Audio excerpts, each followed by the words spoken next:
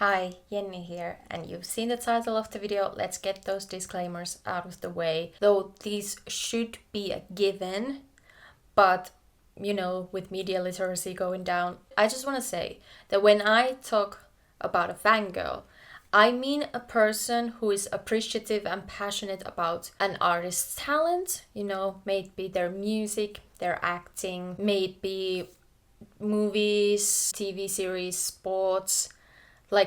That's it.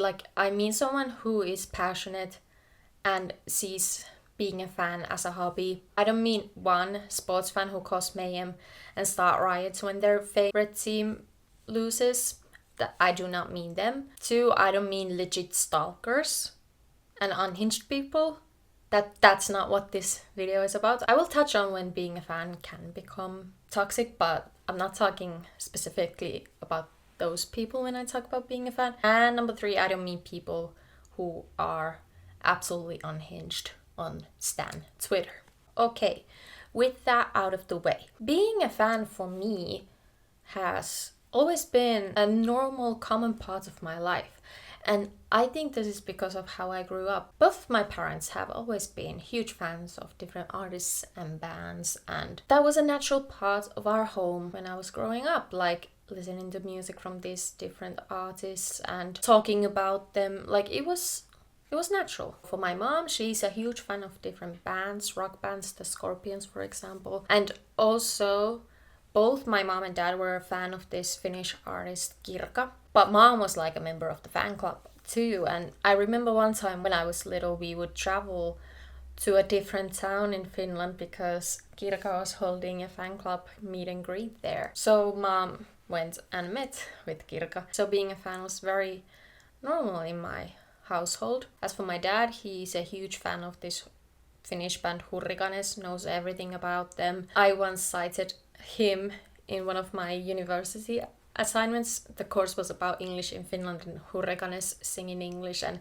he had a lot of information regarding that, so I cited him in the assignment. My parents have been divorced for over 10 years, but they still remain fans of these different artists, and they discuss them often with me. And specifically one that has remained from my childhood to this day, they are both fans of this ice hockey team in my town, Oulun Kärpät. And because that was such a huge part of growing up to me, I've then naturally stayed as a fan as an adult too.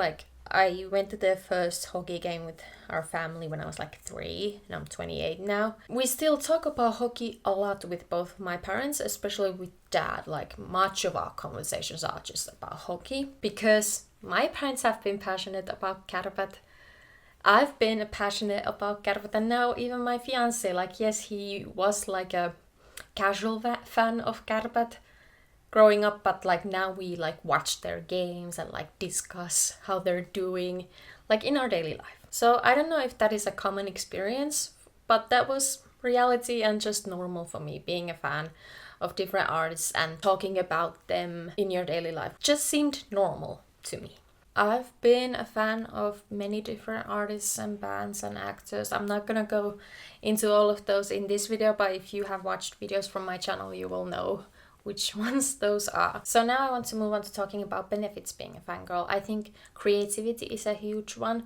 There are so many people who do fan art on their favorite artists or actors or characters, and they are absolutely stunning. It's a very great source of creativity for yourself. I have learned songs from my favorite artists to play on the guitar. I have been inspired to write poetry thanks to my favorite artists.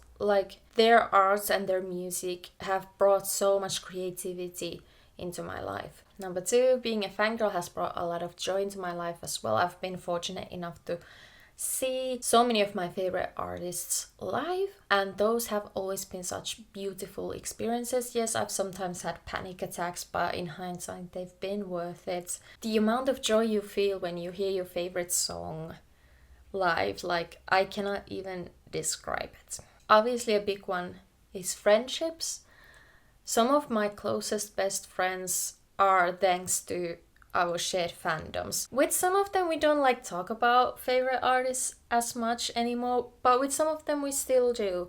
And I think that's such a beautiful way to find community and relationships into your life, because it's out of such a pure form of joy that you both like this artist and you want to share your joy with another one, and then through that get to know them even better. It's kind of incredible to me that some of my longest friendships are thanks to the artists that we liked back in the day.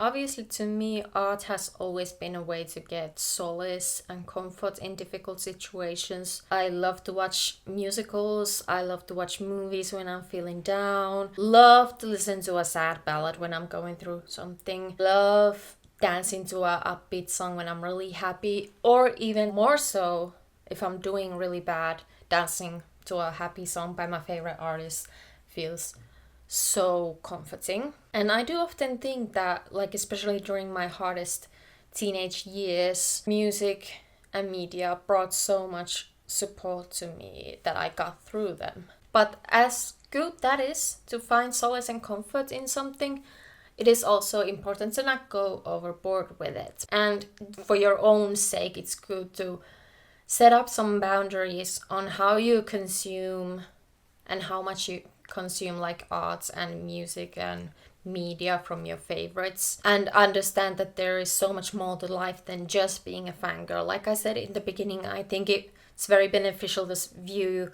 fangirling as a part of your life, not the whole life, as a hobby amongst other hobbies. Yeah, there have been times when I, as a young fan, have been way too invested in my favorite artists, that I've had to kind of like step back and understand that no, I'm their fan because of their music or because of their acting. I'm not their fan because of their personal life. For example, I used to be a huge fan of Demi Lovato.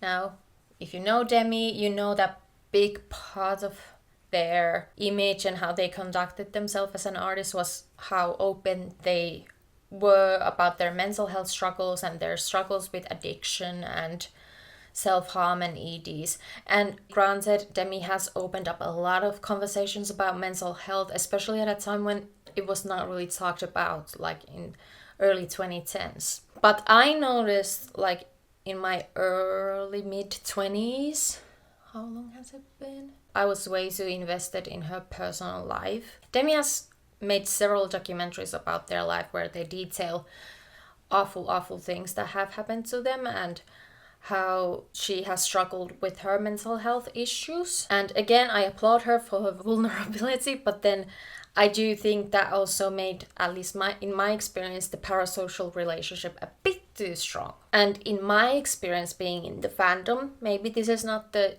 experience for everyone, but I felt that whatever Demi chose to do, we had to agree with it. And if we didn't, we weren't seen as real fans.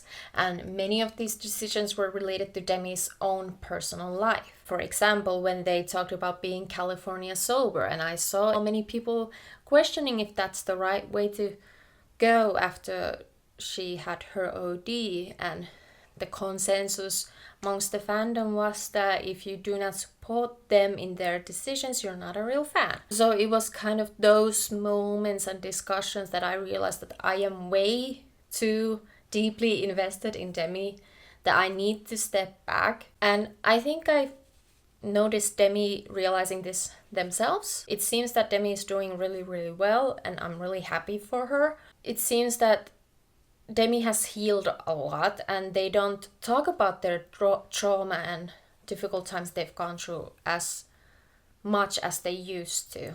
And in some ways even make light of it. So even though I'm not like a full-on stan or even a fan of Demi anymore, I always wish them the best. And it seems that they are genuinely doing better now, and I really hope that they are. So that was kind of an example of when I have personally gone too far as a fan, being way too invested in their personal lives. Now that I'm more of an adult, I've made like a serious effort to not be so invested in my favorites' personal lives. Obviously, if they share something life-changing, of course I'm gonna see it and I'm gonna acknowledge it, but it's not very beneficial to me or them to become deeply invested and like discussing something over and over. I also haven't been on Twitter for like well over a year now, maybe even 2 years. And that has made me a much healthier fan, if that makes sense. And yeah, when being a fangirl and making sure that you do not go overboard, I think it's important to remember that it's not your whole life, that it's one aspect of your life. And it is important to not see them and their success is as your own, if that makes sense. I feel like that's a problem still within many fandoms. Making being a fangirl part of your life and your daily life is fine. Like, I grew up with it and I turned out completely fine, but I think it's important to remember that it's not your whole life and it's not your whole personality. I think being enthusiastic about art and music and literature and movies and TV series and sports is amazing. I am a very enthusiastic person, and I generally, when I love an artist, I really, really love them. But it is for your own sake to remember those boundaries and actively remember that this artist is not your whole life. Alright, I don't know if this video resonated with anyone. I would love to know about your experiences as fans in the comments below. If you want to read more book updates from me, follow me on my book Instagram account, jenskosmos. I hope you enjoyed this video. See you in the next one. Bye!